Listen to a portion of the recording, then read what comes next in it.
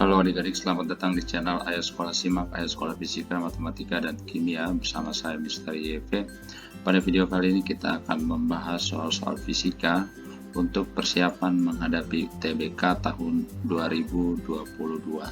Kita melanjutkan untuk membahas soal yang ke-16.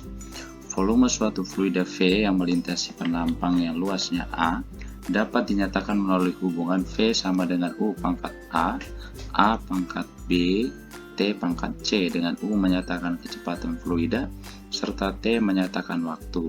Hubungan di bawah ini yang benar adalah, soal ini kita selesaikan dengan menggunakan analisis dimensi. Dengan dimensi dari volume itu adalah L pangkat 3, kemudian dimensi dari U yaitu kecepatan itu adalah LT pangkat min 1, kemudian dimensi dari luas A itu sama dengan L pangkat 2, dan dimensi dari waktu T kecil itu sama dengan T besar.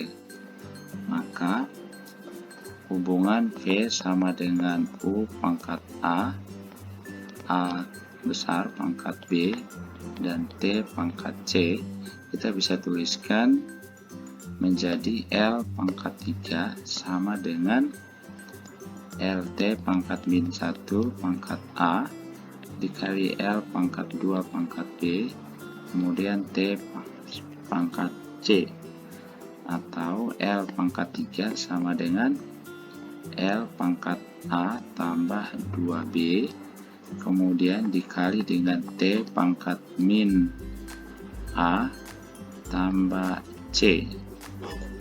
Maka kita bisa tuliskan di luas kirinya menjadi L pangkat 3 dikali T pangkat 0, karena T pangkat 0 itu kan 1 ya, berarti sama saja dengan L pangkat 3 kali T pangkat 0 itu sama dengan L pangkat 3. Ini menjadi L pangkat A plus 2B dikali T pangkat min A plus C. L pangkat 3 di luas kiri berarti sama dengan L pangkat A plus 2B, berarti kita bisa tuliskan 3 ya, sama dengan A plus 2B, dan untuk T di luas kirinya pangkat 0, di luas kanannya pangkat min A plus C. Maka hubungan yang benar adalah ini A sama dengan C, A sama dengan C, atau A plus 2B sama dengan 3. Jadi jawabannya C, atau 2B plus A sama dengan 3. Oke, selanjutnya untuk soal yang ke-17. Seorang siswa menembakkan sebuah proyektil dari sebuah titik pada bidang miring yang sangat panjang. Sudut kemiringan bidang itu 37 derajat dan kecepatan proyektil saat ditembakkan 24 meter per second berarah tegak lurus terhadap bidang miring, serta percepatan gravitasi 10 meter per second kuadrat. Dengan mengabaikan gesekan antara proyektil dan udara, maka proyektil melayang di udara selama titik-titik second. Jadi dari soal, sudut antara kecepatan awal dengan bidang miring adalah 90 derajat, dan karena bidang miringnya sangat panjang, maka dianggap proyektil tepat sampai di dasar bidang miring. Maka ditanyakan lama proyektil melayang di udara. Artinya ketika proyektil ditembakkan di titik A pada bidang miring dan sampai tepat di titik B di ujung bidang miring. Untuk menyelesaikan soal ini, kita memakai koordinat kartesiusnya untuk sumbu X sejajar dengan bidang miring dan sumbu Y-nya tegak lurus bidang miring. Maka gravitasinya adalah, kita bisa uraikan pada sumbu X dan pada sumbu Y, yaitu ini GY dan GX dengan 37 derajatnya berimpit dengan GY. Berarti dari gambar ini pada sumbu X dan sumbu Y proyektil bergerak dengan GLBB. Kita cukup meninjau gerakan peluru pada sumbu Y. Berarti kita gunakan konsep Y sama dengan Y0 plus V0YT min setengah GYT kuadrat. Setengah GYT kuadrat. Maka karena dia sampai di dasar bidang miring, maka Y-nya adalah 0. Jadi Y-nya sama dengan 0. Kemudian Y0-nya juga sama dengan 0. V0Y-nya sama dengan V0 sin 90 derajat. Berarti sama dengan V0, yaitu sama dengan 24 meter per second.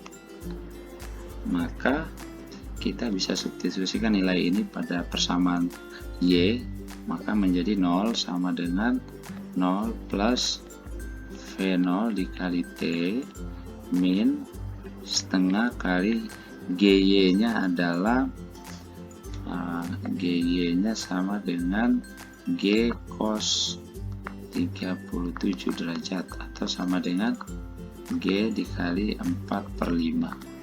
Maka ini menjadi 4/5 dikali 10 dikali T kuadrat. Maka menjadi 0 sama dengan 24 dikali T min 10 dengan 5 kita coret jadi 2 dengan 1/2 coret, maka ini jadi 4T kuadrat. Kita coret T nya tinggal 1T, maka 4T sama dengan 24, berarti T nya adalah 6,0 second. Jadi proyektil melayang di udara selama 6 second. Jawabannya D. Berikutnya untuk soal yang ke-18, sebuah balok M sama dengan 1,0 kg meluncur turun tanpa kecepatan awal. Balok itu menuruni bidang miring yang licin serta kemiringannya 30 derajat terhadap bidang datar. Jadi balok kita bisa gambarkan lintasannya mula-mula berada pada ujung atas bidang miring, misalnya titik 1, turun dengan kecepatan V1-nya sama dengan 0 ya, pada bidang miring yang sudut kemiringannya 30 derajat. Misalnya panjang bidang miring S. Balok mencapai titik 2, yaitu titik di dasar bidang miring, dan melanjutkan gerakannya pada bidang datar kasar dan berhenti pada titik 3 ya. Dengan jarak dari titik 2 ke titik 3 misalnya delta X itu sama dengan pada soal 12,5 meter ya. Kemudian mengalami gaya gesek dengan koefisien geseknya 0,4. Misalnya balok berada pada titik 1 dengan ketinggian H, maka kita bisa tuliskan sin 30 sama dengan H per S.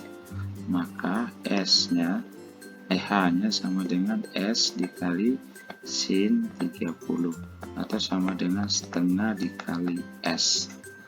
Karena dari titik 1 ke titik 2 lintasannya licin, maka kita bisa gunakan hukum kekekalan energi mekanik ya, dari titik 1 ke titik 2.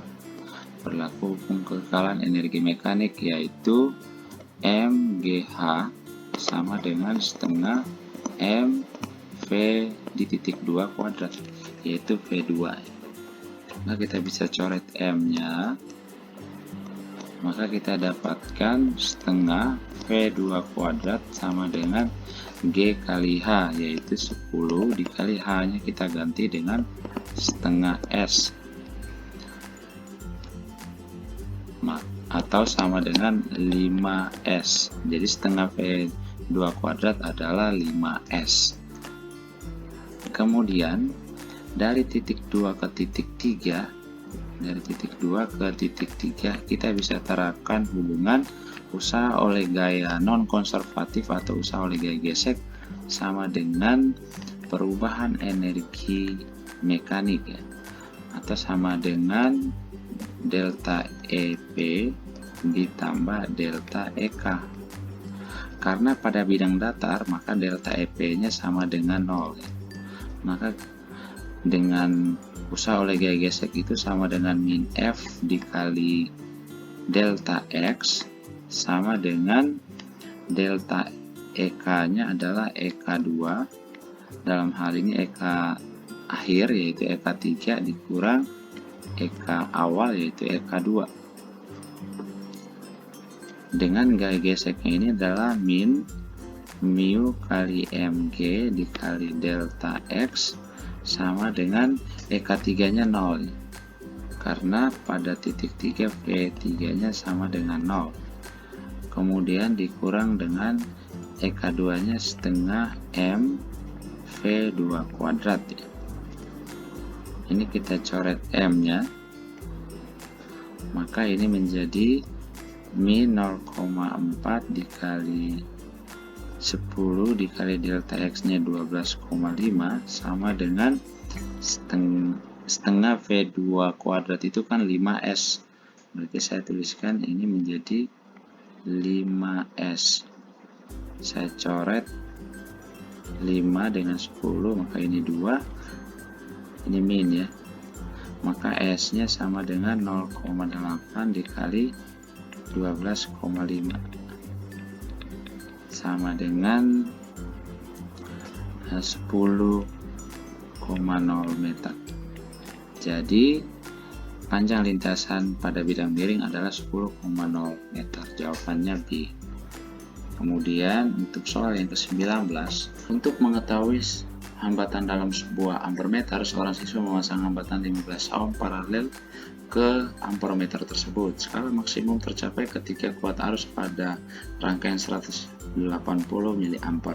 Jika hambatan 15 ohm ditukar dengan hambatan 8 ohm, skala maksimum tercapai ketika kuat arus pada rangkaian 250 mA. Hambatan dalam ampermeter itu sama dengan titik-titik ohm. Ampermeter digunakan untuk mengukur kuat arus pada suatu rangkaian seperti yang ditunjukkan pada gambar. Untuk mendapatkan nilai batas ampermeternya meningkat atau maksimum, ampermeter dibantu dengan hambatan Sun yang disusun paralel. Jadi RSH gambar. Kegunaan hambatan Sun ini adalah untuk menampung kelebihan arus. Misalkan hambatan dalam ampermeter itu adalah RA dan batas ukurnya IA, batas ukurnya IA, dengan I ini adalah arus maksimum ya, berarti I nya ini lebih besar dari IA karena I ini sama dengan arus maksimum. Maka hubungannya kita bisa tuliskan sebagai I dikurang IA dikali R Sun ya, hambatan Sun, sama dengan IA dikali dengan hambatan dalam dari ampermeter. Maka untuk kasus yang pertama, jika hambatan 15 ohm dipasang, skala maksimumnya 180 mA, artinya RSH yang pertama 15 ohm dan I yang pertama 180 mA. Berarti kita bisa tuliskan menjadi 180 dikurang IA dikali 15 sama dengan IA dikali RA. Kemudian ketika 15 ohm kita tukar dengan 8 ohm, skala maksimum tercapai ketika kuat arusnya 250 ampere, maka kita bisa tuliskan 250 dikurang IA dikali 8 sama dengan IA dikali RA. Maka kita bisa tuliskan dari kedua hubungan ini 180 min IA dikali 15 sama dengan 250 min IA dikali 8 atau 180 dikali 15 dikurang IA kali 15 sama dengan 250 dikurang dikali 8 kurang IA dikali 8, atau ini IA kali 8 kita pindahkan ke ruas kiri, maka dia menjadi min 7 IA sama dengan 250 kali 8 dikurang 180 dikali 15. Min 7 IA nya sama dengan min 700, maka IA nya sama dengan 100 ampere. Jadi kuat arus dalam yang melalui ampermeter itu adalah 100 ampere.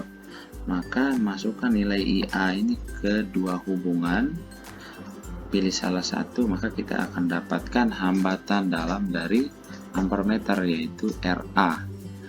Misalnya kita pakai yang pertama, yaitu 180 min IA nya 100 dikali 15 sama dengan 100 dikali RA.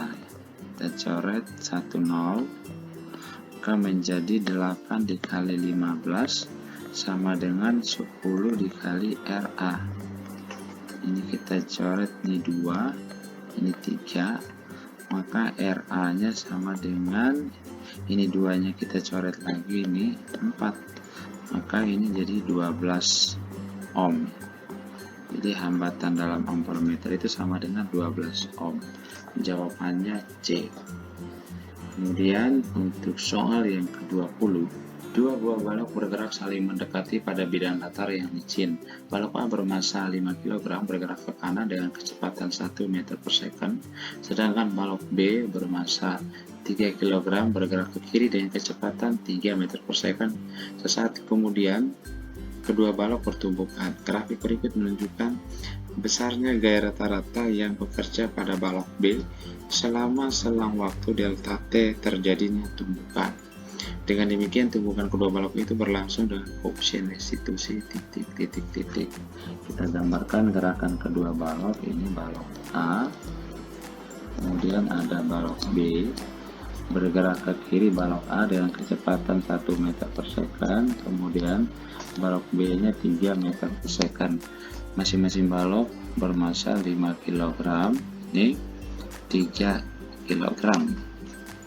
Berlaku hukum kekekalan momentum, yaitu MA VA ditambah MB VB sama dengan MA VA aksen ditambah MB VB aksen. MA nya 5 dikali VA nya 1 ditambah MB nya 3 dikali VB nya min 3 karena bergerak ke kiri, sama dengan 5 kali VA aksen ditambah MB nya 3 dikali VB aksen. Atau kita tuliskan 5 VA aksen ditambah 3 VB aksen sama dengan 5 kurang 9 berarti min 4. Ini misalnya persamaan 1. Kemudian informasi dari grafik menunjukkan besarnya gaya rata-rata Fx yang bekerja pada balok B selama selang waktu delta T. Maka kita bisa cari besarnya impuls yang bekerja pada balok B selama tumbukan.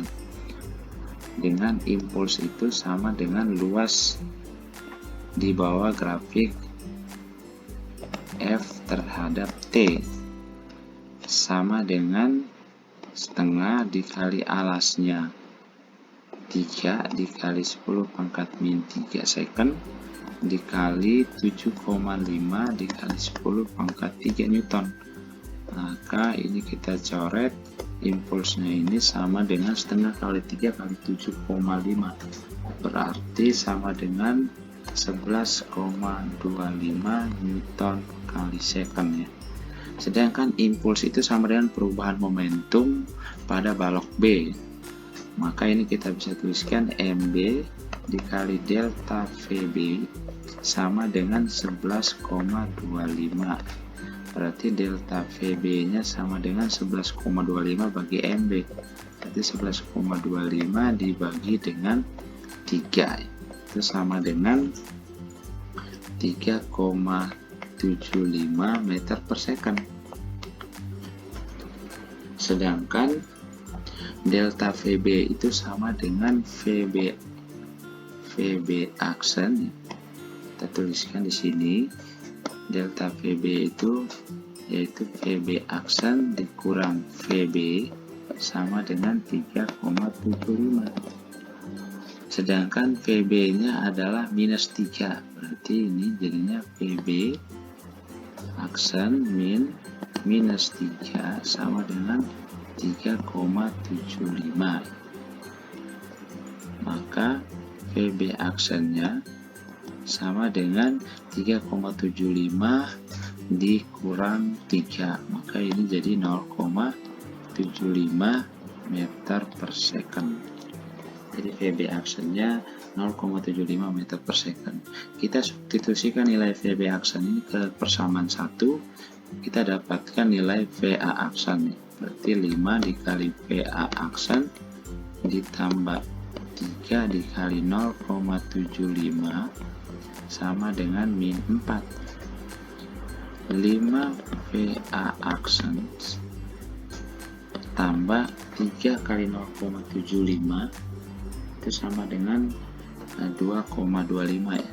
2,25 sama dengan min 4. Maka VA aksennya sama dengan min 4 min 2,25 berarti min 6,25 dibagi 5. Maka VA aksennya sama dengan min 6,25 bagi 5 berarti 1,25. Ini min 1,25 meter per second.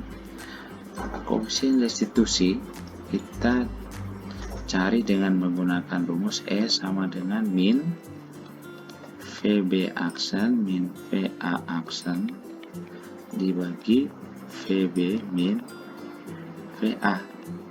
Terus sama dengan min VB aksennya 0,75 dikurang VA aksennya min 1,25 dibagi VB nya ke kiri min 3 berarti min 3 dikurang VA nya 1. Maka E nya sama dengan 0,75 tambah 1,25 itu berarti 2 ya. Maka ini min 2 dibagi min 4 maka sama dengan 1/2. Jadi koefisien restitusinya 1/2. Jawabannya B.